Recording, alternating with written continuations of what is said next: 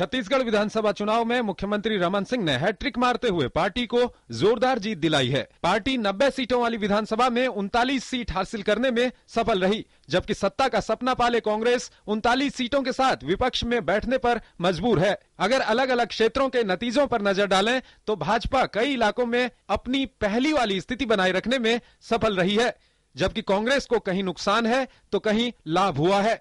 उत्तरी इलाकों में भाजपा को 2008 के मुकाबले 3 सीटों का लाभ हुआ है। पहले 13 सीटें थी, अब 16 हो गई हैं। इलाके में कांग्रेस को 2 सीटों का नुकसान उठाना पड़ा। पार्टी 17 से घटकर 15 पर पहुंच गई है। बसपा भी 1 सीट के नुकसान के साथ 1 पर आ गई है। केंद्रीय इलाके में भाजपा 3 सीटों की बढ़त के साथ 26 से 29 पर पहुंच गई है। कांग्रेस 4 सीटों के नुकसान के बाद 16 पर आ गई है। कुछ महीने पहले बस्तर में कांग्रेस के काफिले पर हुए हमले के मद्देनजर इलाके के नतीजे पर सबकी निगाहें टिकी हुई थी। भाजपा को इस इलाके में नुकसान हुआ और वो केवल 4 सीट हासिल कर पाई।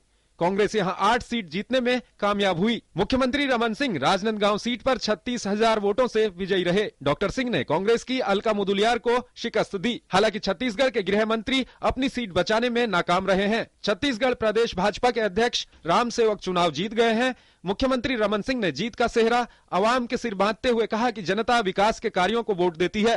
सबसे पहले छत्तीसगढ़ के 2.5 करोड़ जनता को मैं धन्यवाद देना चाहता हूँ। उन्होंने विश्वास प्रकट किया है भारतीय जनता पार्टी की सरकार के ऊपर और तीसरी बार बेहतर सरकार बनाने के लिए ये चुनाव में विजयी बनाए हैं। जनता अब डेवलपमेंट के नाम से, विकास के नाम से और सोशल सेक्टर में जो काम हुए हैं उसके प्रति मुहर लगाती है। छत्तीसगढ़ में कांग्रेस ने अपनी हार स्वीकार कर ली है और कहा कि उनके बड़े नेता भीतरघात के कारण हारे हैं। प्रदेश अध्यक्ष चरणदास महंत ने कहा कि मैदानी इलाके से 27 विधायक हार गए हैं, जिनमें प्रेम सहाय सिंह, अमितेश शुक्ल, विधानसभा में विपक्ष के नेता रविंद्र चौबे प्रमुख हैं। उन्होंने कहा कि हार के कारणों की जल्द ही समीक्षा की जाएगी।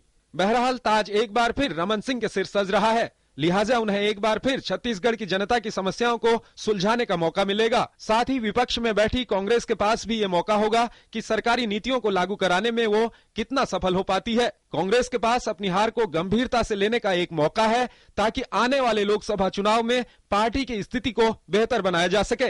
ब्यूरो इनपुट के साथ सत्येंद्र कुमार की रिपोर्ट, DD न्यूज।